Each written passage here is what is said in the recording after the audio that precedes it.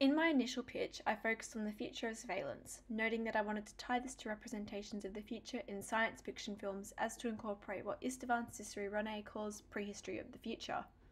Upon actually crafting my DA, my focus has moved away from this due to time constraints. To incorporate this sort of analysis as well as that of the concepts I explore, such as the social credit system, and then linking these back to possible futures would take far too long and the videos would exceed 10 minutes. Meaning they're not only lengthy to watch, but also to produce.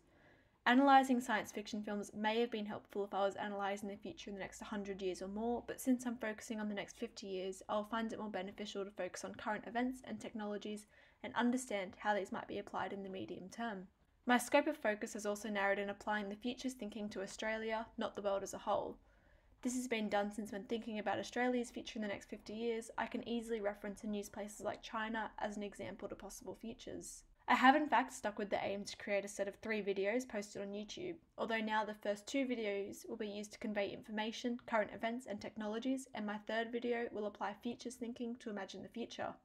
So far I've created 1 video, posted it on YouTube and shared it to a couple of different relevant subreddits as well as my Twitter. On the subreddit r/China, one user commented on my video production saying that some elements didn't quite work. Initially, when I posted my video on Reddit, I wasn't aiming to receive feedback on the actual look of my video, rather the content, but it was an important insight. Moving forward, I intend to incorporate some of these suggestions, such as making my videos more professional to better suit the subjects I'm talking about. Minimizing techniques such as the use of stop motion will also make it easier and quicker to produce videos. Another user also pointed out that many governments are using apps to track coronavirus outbreaks and how I could use this as an avenue to talk about surveillance. This was already intended to be a major part of my second video, although the comment helps reinforce that it is a relevant subject and will be interesting to the general public. My actual video posted on YouTube has 4 likes, 27 views and 1 comment. Although the feedback on my actual video is quite limited, it is helpful in showing that posting my video to Reddit and sharing it on Twitter is helpful to gain some views. In my opinion, my second video may be more interesting as it incorporates current events such as the coronavirus, which will help make it more relevant. In terms of feedback from my initial pitch video, Chris suggested I utilise the future studies approach of possible, probable and preferred futures.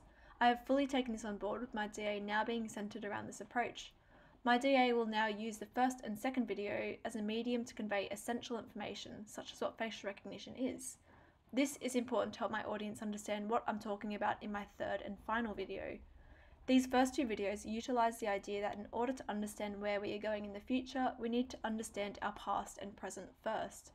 From here, my third video will utilise the future studies approach in imagining a set of futures in the form of possible, probable and preferred futures, taking what I've learnt from videos 1 and 2 and applying them to future studies. Chris also suggested incorporating some of the benefits and downfalls of the coronavirus surveillance technology in places like South Korea. This will be a central focus in my second video. Since Chris's feedback, Australia has actually incorporated this technology, so it will be interesting to analyse where this may lead us. So, how do my videos address the DA focus of the future? My DA is focusing on the medium-term future in the next 50 years. Because of this, I can use current events and technologies and reimagine how they might be and used rather than inventing entirely new ones. My DA itself aims to imagine possible, preferred and potential futures by taking the information gathered from my first 2 videos and applying this knowledge to futures thinking. In this way, my DA addresses the future and actively imagining it and understanding the different avenues it could take. Secondly, my video may be helpful for a general audience in imagining their own futures and shaping their attitudes towards surveillance, which again will have an impact on their personal futures.